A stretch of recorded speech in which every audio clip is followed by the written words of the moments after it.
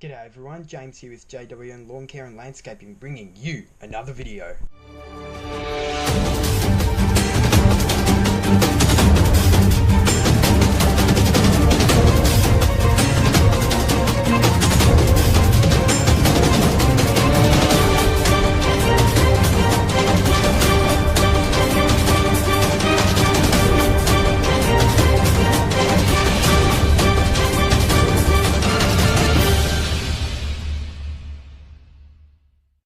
Hello everyone and welcome back to another review and cold start video in my series I'm doing. Today I thought I might review one of the things that hasn't seen much camera time, and that is my Gardenline 4-in-1 pole multi-tool. So let's get started, I guess. I bought this probably about 8 months ago from Aldi, which is kind of like an alternative store. I guess probably a bit like your Lowe's kind of idea in America. They've kind of got a whole range of things there. Most of our supermarkets and stuff here in Australia are just like food and some basic household items maybe, and that's about it. But Aldi have kind of gone a bit further, and they've introduced a whole garden range. They've got an electronics range, so they've actually got a lot of stuff there. And they bring out sales every week and send out a catalogue. Sorry, my phone's beeping there.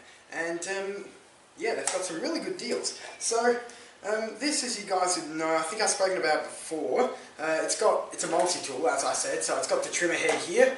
Came with a brush cutter blade, which I don't have on right now, and also a articulating hedge trimmer attachment here, so yeah, great. And also a pole saw with a nice Oregon 16-inch bar there. 16, I mean? Yes. Yeah, 16 inches. So it was 189 Australian dollars, so pretty cheap in terms of multi-tools. When you go to Stihl or Husqvarna or any of those kind of brands for a multi-tool like this, for the same setup, so a powerful engine, brush cutter head, or trimmer head, articulating hedge trimmer head and pole saw head, you're looking around $1,400–1,500 bucks. Which is quite a lot of money for a whippersnapper. So yeah, this is a really good bargain. It is, I believe, it's 1.22 horsepower. 32.6 cc's this is. So it's a pretty powerful trimmer. I know I've mentioned before, Connor actually, he often likes using this one more than he does the Stihl because it has more guts in it. It's got a bit more grunt. It's heavier. It's quite a lot heavier than the FS94, which makes it a bit harder to use on long days when you're, doing what we're often doing 8 or 9 lawns in a day. It's pretty heavy to lift all that time, especially when you're holding it up like this to edge. It gets really, really heavy, and it really wears out your arms. So that's one of the things I really didn't like about it. But then again, you look at the size of the engine on it, and you can kind of see how it's like, the weight to balance ratio is pretty good in those cases, I guess. It does have a little clip here so you can put a harness on it. It does come with a harness, but it's pretty rubbish, so I've never used it. It's got your conventional choke system, so just a little lever. I have put an hour meter on it now at the front here, and I think I did a video on that. It's now showing 3.8 hours, but the hour meter wasn't put on where it was new, so it's obviously not counting all the hours. One thing I do like about it is, I'll show you guys, it's a really big fuel tank here. It's got a lot of space in there. As you can see, I'm just about empty, but hopefully that'll be enough for me to fire it up. But yeah, it's got a very big fuel tank. And that's actually a pretty good thing because this is a bit of a gas guzzler in all honesty, guys. I have to fill this up pretty regularly. it runs 40:1 fuel to oil. So yeah, that's one of the things I don't like about it as much as it is pretty heavy on fuel, especially opposed to my FS94, which even doing the amount of lawns I do, which isn't many, but still it's a lot more than your average homeowner would do. And I'm still only having to fill up that 94 every few weeks, maybe once a month. It's got good throttle feathering, as so you guys call it, so you can easily run it at half throttle. Some other trimmers like my Stihl FS38, it's kind of like it's really hard to feather. It's either idle or full power pretty much. And that's the same thing with a lot of chainsaws and my BG56 blower as well. They don't really like being run at half power, but this thing runs at half power really nicely. And the way the trigger's designed is you can squeeze it in that far, and you have to actually do, make a bit more of an effort to squeeze it all the way in. So when you squeeze it in as much as is comfortable, it's actually in a good spot for kind of half throttle trimming and edging and so on. This did come with a pretty good standard bump feed head, but I did change it out for the speed feed, obviously. One thing I do like about these is it's really fast to change attachments. So you literally just unscrew this here and pull the pin out, and then you can put in either of the attachments. I have seen recently, apparently there is a page where you can buy other attachments for these Gardenline power products. So there's an edge attachment which I'm really looking into getting if it'll fit this one. So I've got a couple of different ones they bring out. There's a 22cc I think it is, and it was made for that one, the edger, but I think it would fit on this as well. There's a lot of attachments on that page, guys. It's really good, and you won't normally, find it, I guess. But I was just lucky that my friend James, who's James West Oz Garbo Productions, he happened to send me the link on Messenger. And he said, "Oh, I found the site, might fit the Gardenline." I thought, oh, So I'll have a look into that, and we'll see if we can get an edger attachment for this. That'd be absolutely awesome. Because again, this is a really good trimmer. Some of you might say, oh, it's a cheapy, crappy trimmer, why are you using it for a business? And the reason, as I see in my recently posted cheap isn't always crap vid, it's like Gardenline especially, I've noticed, have really stepped up their game in the past few years, and they're now making some really, really good power tools. Some companies, yes, you just think, oh, why would I bother, it's hopeless, but some of these, like my DMC backpack blower, which I'll also be reviewing soon, and this multi-tool here from Gardenline, and also my Gardenline 4-stroke edger, they're just fantastic products. Yes, obviously they're still not commercial grade. I'm not intending to use these at a commercial level. I'm probably putting a bit more work on them than I should, but they're still holding up really, really well, and I'm really happy with that, because that's what I need all my tools to do. In terms of performance, it starts really, really easy. It's got a really nice, pull start. It's pretty much effortless, guys. You just pull it and it goes, and oh, it's going to fall. So that's what I'm really happy with.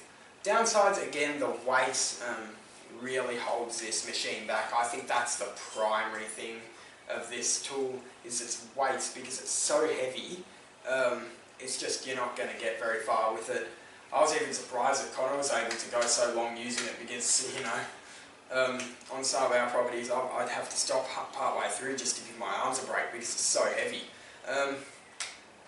But, you gotta do what you gotta do, so, it's other than that, it's a fantastic trimmer. It's really good for getting through the thicker stuff.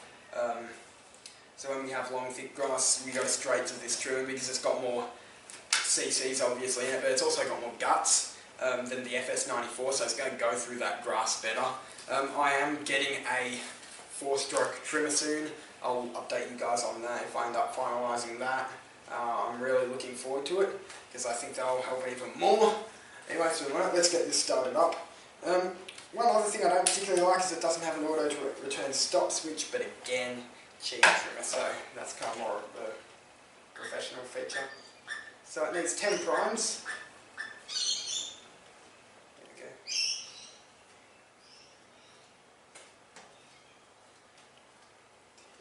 Jeez, I can smell it already.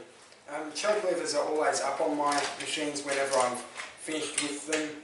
I always put the choke lever up, just so it's ready to start. and also doesn't flood the engine when you prime it if you have it on full choke already. Some people I know just leave it off choke, they prime it and then they put it on choke and then they're pulling trying to get it started. That's why I always leave mine on choke, and then it's just fired straight away. So let's see how many pulls this takes. I'm not squeezing the throttle trigger at all, I just leave it and it normally goes straight away.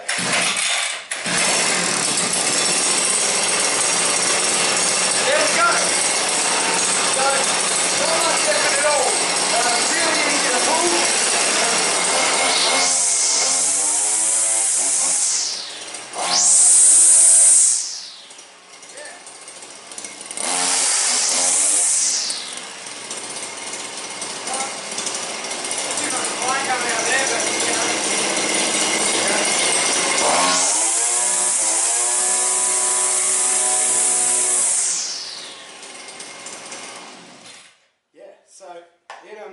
As you can see, it fires up straight up, really easy. My ears are basically dead now.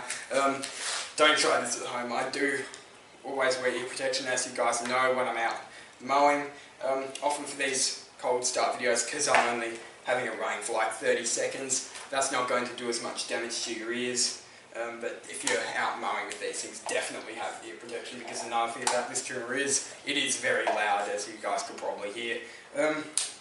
And even in terms of starting once it's running, really easy, super simple to pull, guys.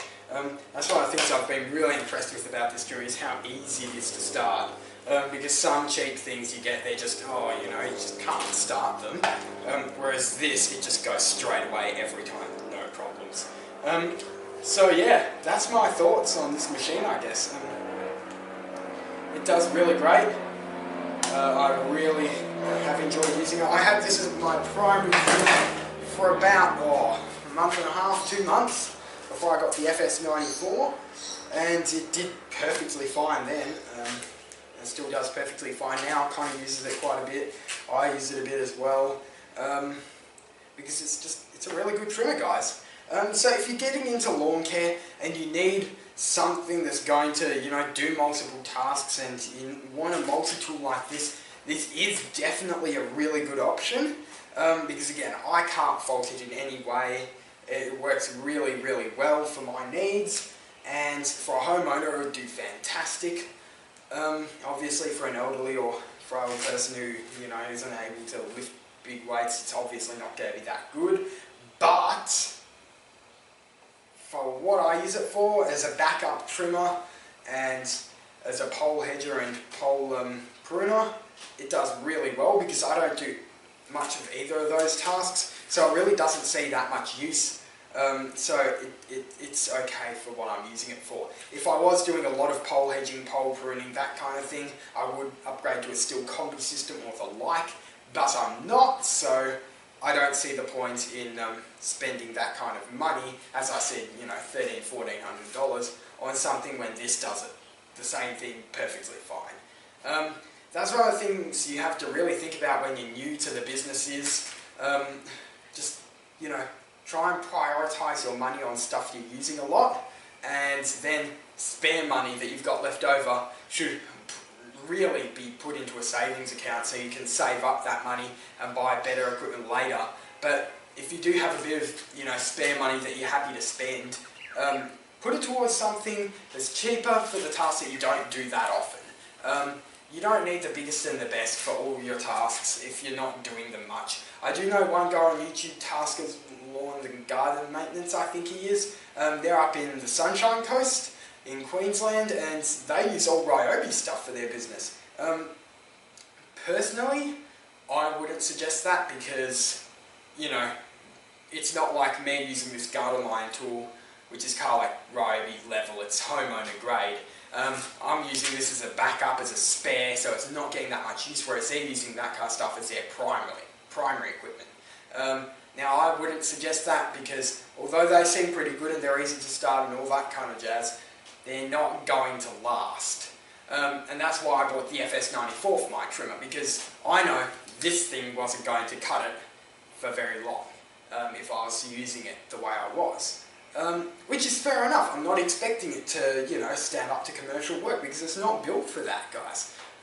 You've got to understand what your equipment's built for and take that into account before you make a purchase. And if you say, actually, yeah, you know what, I'm happy to, you know, I'm happy to spend a bit less money and buy something that's cheaper because I'm not using it as much, then that's great, because that's a good idea, because it saves you money. But if you're going to be using something a lot, like your main mower or your main trimmer, your main blower, that kind of thing, you really want to spend the extra money. Buy the best you can afford, and even with bigger stuff like ride-on mowers, zero turns, that kind of thing, if you can't afford it but you're doing acreage jobs and that sort of thing, finance one. Buy a good used one. Just any way you can, try and get the best you can, because it'll save you having to buy twice. And that's what I did. I'm always on Gumtree and eBay. Well, not always, but don't tell the parents. I'm regularly on eBay and Gumtree and sites like that, looking around for good deals on equipment that I'm looking for. So things like zero-turn mowers and so I'm patrolling eBay and Gumtree pretty regularly in my area to see if something pops up at a good price, because that can be an extremely effective way of doing it. Now obviously there are going to be some instances like where I've had that guy, you know, screw me around with the HRX217. Thankfully I managed to get myself out of that and sold it before it caused me any more problems. But that's not going to happen very often. If you really look at your buyer and you know, check through what they're like and check their reviews, all that kind of thing, you're going to get a pretty good purchase. And even for your primary tools, sometimes a good bit of used equipment can do the job. And that's what I found with my HRU216. I wouldn't have bought that if I hadn't found it used. I wouldn't have gone out that early and bought a brand new one because I just couldn't afford it. They're just too expensive. But if you can find a used one, go for it, because it's a really good idea. So yeah, that's going to be the end of this review video, I guess, guys. So that's my thoughts on the Gardenline pole multi-tool. Does really, really well. Don't try and use it as your primary trimmer or what have you if you're in a business and you've got a lot of clients, because it's not going to hold up and you'll be disappointed. But as a backup, it works really good. So yeah, I hope you enjoyed the video. Like, comment, subscribe, tell me your thoughts. If you bought a Gardenline product, share me your experience. I'd really like to see whether it's just me being lucky or whether other people are also seeing that Gardenline's really improving their quality as well. So let me know on that, and let me know what you'd like to see reviewed next. So thank you everyone, and have a great day.